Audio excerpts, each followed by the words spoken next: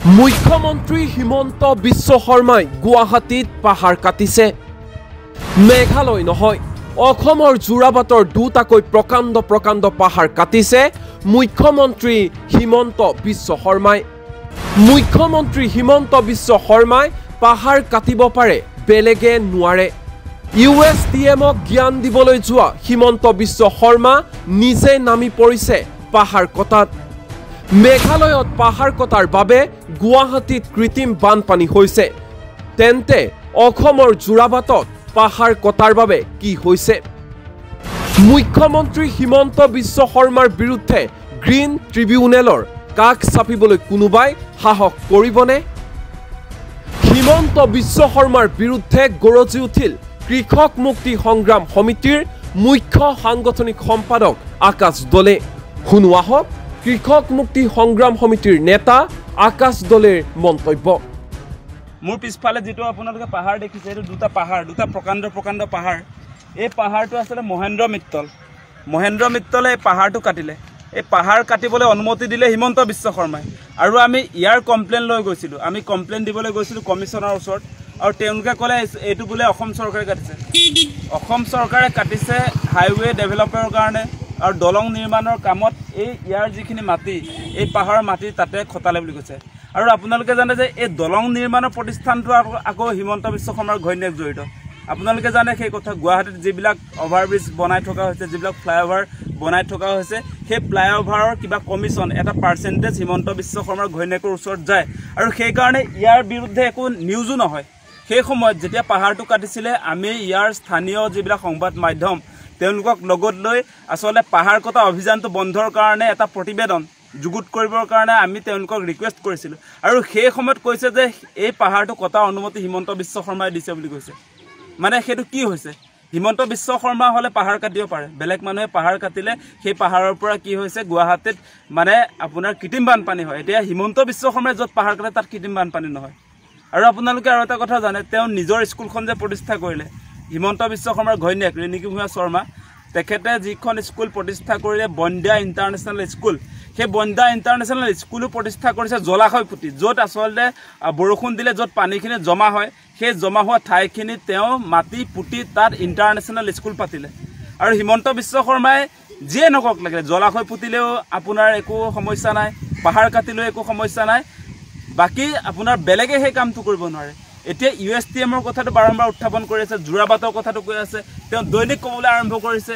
আপোনালোকে নিশ্চয় দেখিছে যে মোৰ পিছফালে যিটো পাহাৰ কাটিলে, সেই পাহাৰটো হিমন্ত বিশ্ব শৰ্মাই কাটিলে।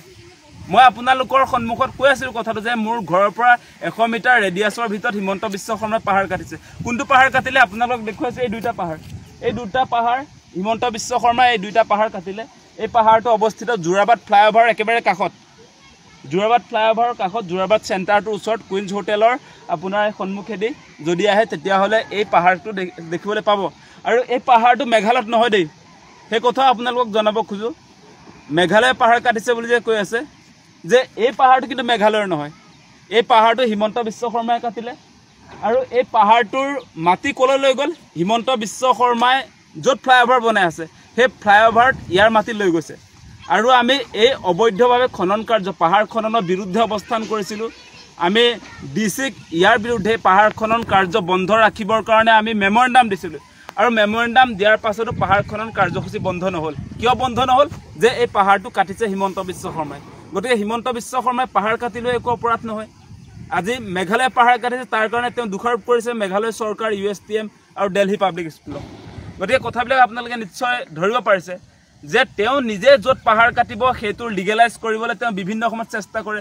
তেওঁ য'ত পাহাৰ কাটিছে বোলে সেয়া দলং নিৰ্মাণৰ কামত সেই পাহাৰৰ মাটি লৈ যোৱা হৈছে, বা আপোনাৰ ফ্লাইঅভাৰ নিৰ্মাণৰ নামত, বা আপোনাৰ এই হাইৱে নিৰ্মাণৰ নামত এই মাটিখিনি ব্যৱহাৰ কৰা হৈছে বুলি কৈছে। এতিয়া মানে মেঘালয় যদি কিবা উন্নয়নমূলক কামৰ কাৰণে তেওঁলোকে পাহাৰ খনন কৰে, তেতিয়াহ'লে সেইটোৰ জগৰীয়া মেঘালয় চৰকাৰ। আৰু অসম চৰকাৰে য'ত পাহাৰ খনন কৰে এইবিলাকৰ জগৰীয়া কিন্তু অসম চৰকাৰ নহয়। তেওঁ মানে অনবৰতে তেওঁ যিটো কৰে সেইটোৱে সত্য আৰু সঁচা, সেইটোত কোনো ভুল নাথাকে। আৰু আপোনালোকে কালিৰ ফেচবুক লাইভটো চাইছে নে যায়? কালিৰ ফেচবুক লাইভটো আপোনালোকে চাইছেনে নাই? কালিৰ ফেচবুক লাইভত তেওঁ সেই একে কথাই আজি 4 দিন মানৰ পৰা একেটা কথাই কৈ আছে যে গুৱাহাটীৰ কৃত্ৰিম বানপানীৰ মূল কাৰণ হৈছে যোৰাবাট।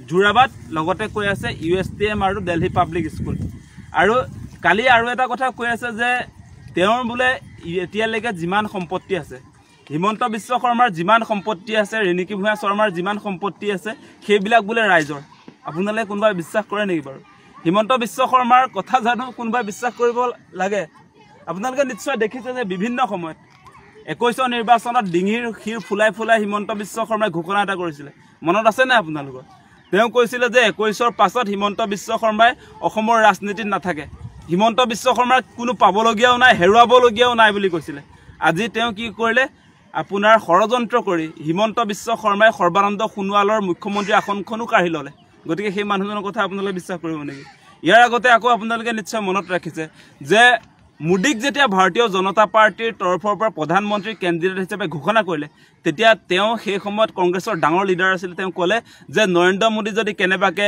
প্ৰধানমন্ত্ৰী হৈ যায় তেতিয়াহ'লে ৰিক্সাৱালা আৰু ঠেলাৱালাই চৰিয়াব বুলি কৈছিলে এতিয়া নৰেন্দ্ৰ মোদীৰ দেখোন ভৰিত নধৰাকৈ তেওঁ থাকিবই নোৱাৰে নৰেন্দ্ৰ মোদী ভৰিত নধৰাকৈ আজি অমিত শ্বাহৰ ভৰিত নধৰাকৈ হিমন্ত বিশ্ব শৰ্মা থাকিব নোৱাৰে আপোনালোকে নিশ্চয় দেখে যে অসমলৈ যদি কেনেবাকৈ অমিত শ্বাহ বা নৰেন্দ্ৰ মোদী আহে তেতিয়াহ'লেতো তেওঁ দীঘল দি ভৰিতটো পৰি দিয়ে গতিকে নিৰ্বাচনৰ পূৰ্বে যেতিয়া কংগ্ৰেছত আছিলে সেই গুজৰাটত যেতিয়া নৰেন্দ্ৰ মোদী মুখ্যমন্ত্ৰী আছিলে তাৰ পানীৰ পাইপত মুছলমানৰ তেজ বয় বুলি কৈছিলে সেই কথাই কৈছিলে আৰু এতিয়া তেওঁ কি কৈছে যোৱাকালি তেওঁ কৈছে ৰিণিকী ভূঞা শৰ্মা আৰু তেখেতৰ যিমান সম্পদ আছে আজি নিউজ লাইভে হওক আজি টাইম 8 হওক আজি তেওঁ যিবিলাক বাগান ক্ৰয় কৰিছে সেই বাগানবিলাকেই হওক বা যিবিলাক সা সম্পত্তি ইতিমধ্যে গোটাইছে সেইবিলাক বোলে অসমৰ ৰাইজৰ তেওঁৰ কথা কোনোবাই বিশ্বাস কৰিব নেকি যদি কোনোবাই বিশ্বাস কৰে তেতিয়াহ'লে আমি মূৰ্খৰ স্বৰ্গত বসবাস কৰিছোঁ তেওঁৰ কথাৰ কি ভেলিউ আছে আৰু আপোনাৰ গুৱাহাটী কৃত্ৰিম বানপানীৰ ক্ষেত্ৰতো এসময়ত তেওঁ কৈ দিলে গুৱাহাটীত পাহাৰত সাংঘাতিক ধৰণে মানুহৰ জনবসতি হৈছে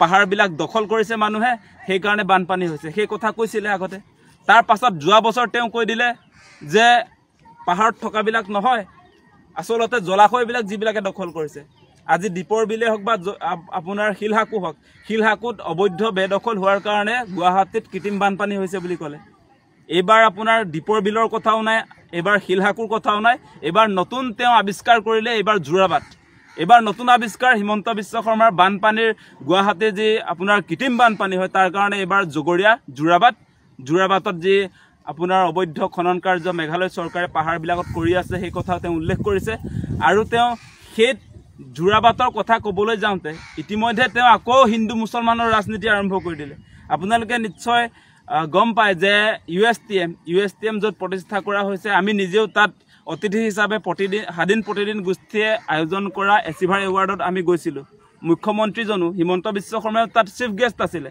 তেখেতো গৈছে আৰু সেই 2022 চনত ঘটনা মই কৈ আছোঁ তেওঁতো সেই সময়ত USTMক ভূয়সী প্ৰশংসা কৰিছিলে তেওঁ বহুত প্ৰশংসা কৰিছিলে যে USTM নৰ্থ ইষ্টৰ গৌৰৱ সেই সময়ত তেওঁ গৌৰৱ বুলি কোৱা ইউনিভাৰ্চিটিখন আজি কেনেকৈ বিপদ হ'ল আজি তেওঁ মানে ইয়াত হিন্দু মুছলমান দেখিবলৈ পাইছে মানে USTMৰ যিজন মালিক যিজন চেঞ্চেলৰ সেই মানুহজন মুছলমান সম্প্ৰদায়ৰ সেইকাৰণে আজি হিমন্ত বিশ্ব শৰ্মাই ইয়াতো আচলতে হিন্দু মুছলমানৰ ৰাজনীতিটো আৰম্ভ কৰে হিন্দু মুছলমানৰ ৰাজনীতি আৰম্ভ কৰি আমাৰ গুৱাহাটীৰ কৃত্ৰিম বানপানীৰ মূল সমস্যাটো তেওঁ আচলতে ডাইভাৰ্ট কৰিছে সেইটো বিপথে পৰিচালিত কৰিছে এতিয়া নিজৰ ব্যৰ্থতা ঢাকিবৰ কাৰণে যি 15 বছৰ গুৱাহাটী উন্নয়ন দপ্তৰৰ মন্ত্ৰী আছিলে সেই সময়ছোৱাত তেওঁ এই দীৰ্ঘ সময় যে গুৱাহাটী উন্নয়ন দপ্তৰৰ মন্ত্ৰী হ'ল সেই সময়ছোৱাত যে নলা নৰ্দমাবিলাক পৰিষ্কাৰ কৰিব নোৱাৰিলে আহল বহলকৈ নলাবিলাক বনাব নোৱাৰিলে আজি আপোনালোকে জানে ভৰলু নদীয়ে হওক বশিষ্ঠ নদীয়ে হওক বাহিনী নদীয়ে হওক এই নদীসমূহৰ